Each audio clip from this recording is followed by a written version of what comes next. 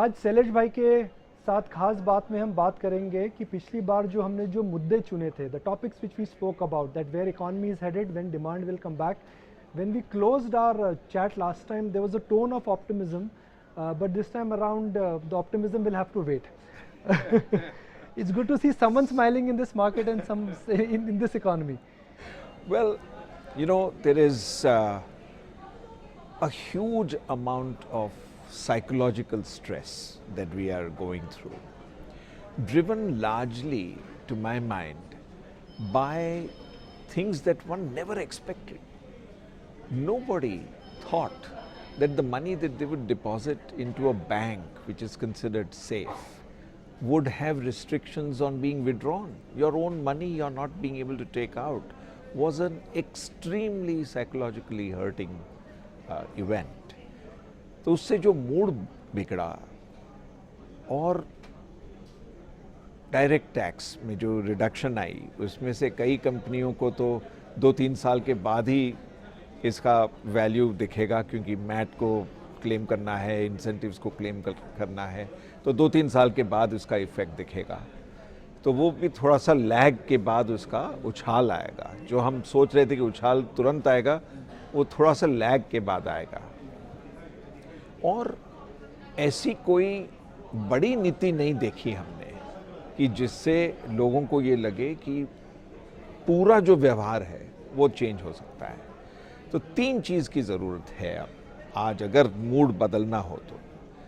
एक तो जो बड़े डिसइन्वेस्टमेंट्स रखे हैं लाइन पे, उनको एक्चुअली क्लोज करना पड़ेगा. उससे बड़ी जान आएगी. जो मुश्किल है मगर नामुमकिन नहीं है. हाँ, बिल्कुल बिल्कुल ठीक बोला. जैसे एयर इंडिया है, BPCL है, और PSU बैंक्स में थोड़ा सा परसेंटेज होल्डिंग कम करना, मर्जर्स ख़त्म करना, ये जो इम्पॉर्टेंट चीज़ें हैं जिससे ये लोगों को विश्वास बैठ जाए कि हाँ, गवर्नमेंट को अब गवर्नेंस पे ज़्यादा रुचि है और ये होगा. बेटर गवर्नेंस से बेटर आउटकम्स आ सकते हैं अगर ये हुआ. दूसरी बात ये कि लेबर को लेके जो हमने राजस्थान में मॉडल देखा, वो पूरे इंडिया में कैसे फैलाया जाए वो सोचना पड़ेगा कि वॉलंटरली कैसे हम पार्टनरिंग अप्रोच से, not purely welfare but partnering approach से लेबर को हम रिफॉर्म करें. और फाइनली लैंड को बिल्कुल रिफॉर्म करने की ज़रूरत है. बट सबसे बड़ी चीज़ जो मूड को चेंज कर सकती है वो है रिडक्शन इन जुडिशियल पेंडेंसी.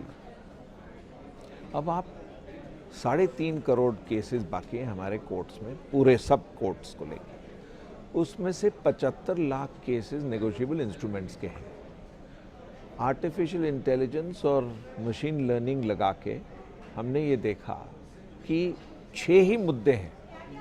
अगर इस 6 मुद्दे को हम पहले से साफ कर दें और ये तय कर लें कि अगर ये मुद्दा हो तो इसका ये जजमेंट आएगा, तो 75 लाख की पेंडेंसी कम हो सकती है. ऐसी बड़ी चीज़ आनी चाहिए जिससे लोगों का mood.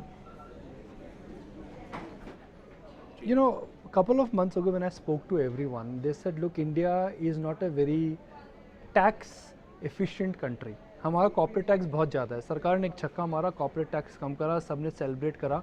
But if I look at what has translated into action, उसके बाद मैंने तो नहीं सुना कि किसी बड़े कॉर्पोरेट हाउस ने कोई बड़ा कमिटमेंट करा हो या केपेक्स की प्लानिंग करी हो या फिर बोला हो कि चलिए हम रिस्क लेते हैं. अगर हम देखते हैं न्यूज़, PMC बैंक का घोटाला आ गया, टेलीकॉम सेक्टर को मार पड़ी है, इन्फ्लेशन वापस आ रही है और मॉनसून ख़राब हो गया है. तो are we in for darker days before the dawn? I would say yes, because we have to absorb all this pain.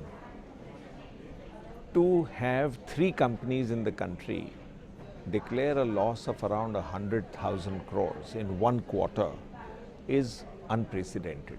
वो पहले कभी हुआ नहीं है, मैंने कभी नहीं देखा. पूरी मेरी इकोनॉमिक लाइफ में ये नहीं देखा कि एक क्वार्टर में 1 लाख करोड़ का लॉस 3 कंपनियां दर्ज करती है. तो that pain will have to be absorbed.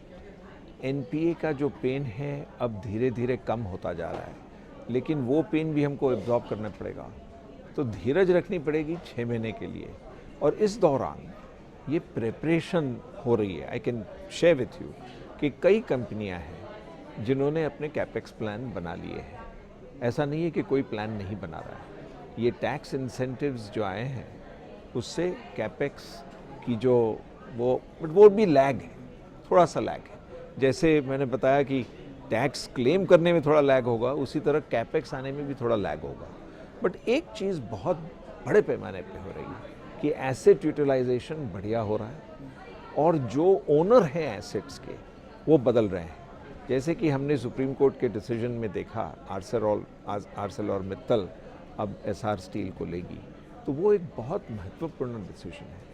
अब उसमें अगर उसको मद्देनज़र रखते हुए एसेट एक्विजिशन के लिए पैसा अगर आने लगा है यहाँ इंडिया में निवेश करने में, तो एक एस्टिमेट है कि $3 बिलियन आ सकते हैं अगले 6 महीने में। अगर ऐसा हुआ तो भी मूड बदल सकता है।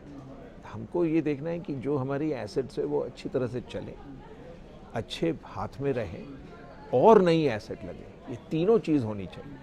देखिए, आपने जो सुझाव कहे, some would argue that these are deep rooted reforms, judicial changes of land and labour, there is state involvement, there is a central involvement. हमें जीएसटी को इम्प्लीमेंट करने में अभी 2.25 साल हो गए हैं और अभी भी वर्क इन प्रोग्रेस है।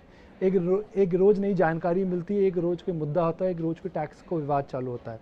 तो एक अजम्पशन करते हैं कि अगले 6 महीने में, बिकॉज 6 महीना 8 महीना काफ़ी क्रूशल है, अगर if one works with an assumption that there is some movement on disinvestment but no movement on land and labor, then what happens to the economy? My sense is that economy will have to get out of its current state of negative growth. Why do you which say? is happening in all the sectors, infrastructure, IIP, mode change, everything is negative today. The reason why I say that is that at some stage the fatigue of non-consumption will become expressed and people will have to spend more, because there's a certain amount of stock which people are using up. I think now that stock has come to a bare minimum, and I now am beginning to see that things will start improving. So let me give you 3 sectors where I see the first signs of things improving. One is light engineering, things like air conditioning. Very good pickup in that. Refrigeration, the whole idea of the supply chain from farm to fork is kicking in a big way. Let us look at cement and steel. Both of them, despite the fact that prices are not showing great resilience, which is in many ways good, the volumes are reasonably good. To me, those are the first signs that consumption is actually wanting to come back. And retail has had a bad quarter. The last quarter has been rather bad. But there seems to be a gradual switch towards it coming back. Now, those are to me the first signs that over a 6-month period we'll sail out of this negative emotion that we are now going through. दो बातें, एक पहला, एक India की जो average nominal GDP की हम बात करते हैं, just for the benefit of viewers, nominal GDPs, आप इन्फ्लेशन को ऐड बैक करते हैं, जीडीपी ग्रोथ को ऐड करते हैं, तो हिंदुस्तान की नॉमिनल जीडीपी 10 के ऊपर रही है। अच्छे दिन खराब दिन 10 के ऊपर का आंकड़ा है, हाई वाटर मार्क रहा है आपका। Are we going to go below that? और आप हायर बेस पे अगर स्लो डाउन करते हैं तो आपका जो स्लो डाउन का इम्पैक्ट आता है काफ़ी ज़्यादा होता है। 500 रुपये के नोट में 10% इस 50 रुपये, 100 रुपये के नोट में 10% इस ओनली 10 रुपया। तो अगर आप इस इकॉनमी जो $3 ट्रिलियन की इकॉनमी पे है, वहाँ पे 3-4% आप स्लो डाउन करते हो तो काफ़ी भारी मार पड़ सकती है। बिल्कुल कम होगा। नॉमिनल जीडीपी 2 फैक्टर्स से कम होगा। एक तो natural rate of growth is going to be around 5%. Now that seems to be the new consensus. और इन्फ्लेशन सबसे वर्स्ट जो आंकड़े हमने देखे वो 4% है, तो दोनों को जोड़ दें फिर भी 9% ही होता है। तो जब इतनी मात्रा में नॉमिनल जीडीपी कम होगी तो इम्पैक्ट तो लगेगी। इसलिए अब हमें बिल्कुल नए सिरे से सोचना पड़ेगा। क्या नई सोच हो सकती है? कन्वर्जेंट एक्सपोनेंशियल टेक्नोलॉजीज, इनको हमें लागू करना है। जैसे वर्टिकल एग्रीकल्चर, एग्रीकल्चर को हम वर्टिकलाइज कर दें तो प्रोडक्टिविटी कई गुना बढ़ सकती है। कैसे होता है? चाइना में आज 400 जगह पे ये एक्सपेरिमेंट चल रहा है। मिडल ईस्ट में ये एक्सपेरिमेंट हो चुका है।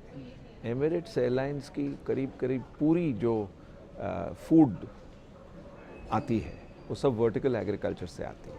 उसका मतलब क्या है कि ये सॉइल के बगैर की एग्रीकल्चर है जो बड़े पैमाने पे वर्टिकलाइज्ड होके मेश में होती है।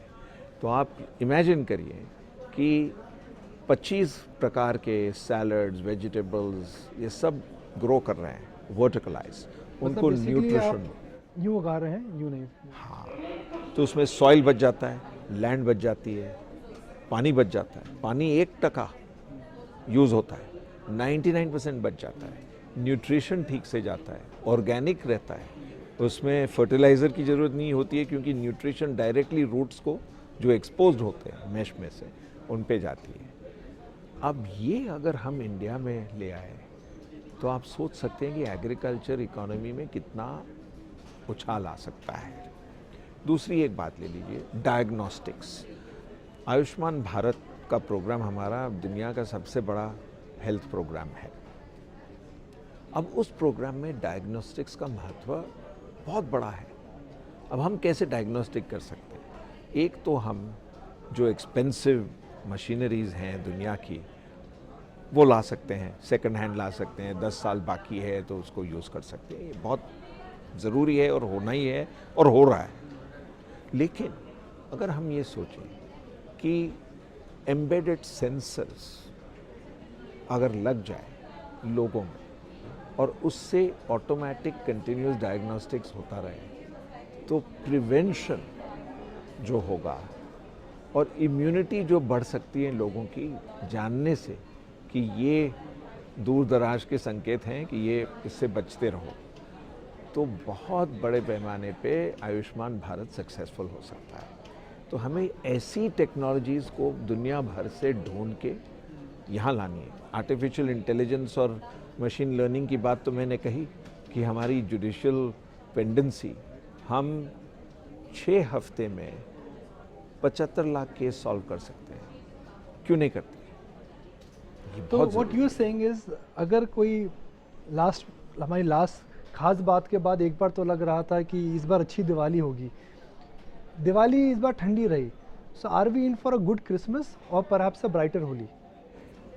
Brighter Holi is what I would pick, although I would love to have a very celebratory Christmas.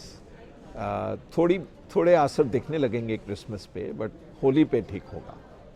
चलिए, हम उससे पहले जरूर बात करेंगे। तो thank you very much for joining us on today's edition of Khaas Baat with Shailesh bhai. If you like the show, please quick go to our Facebook page and our YouTube channel and click like.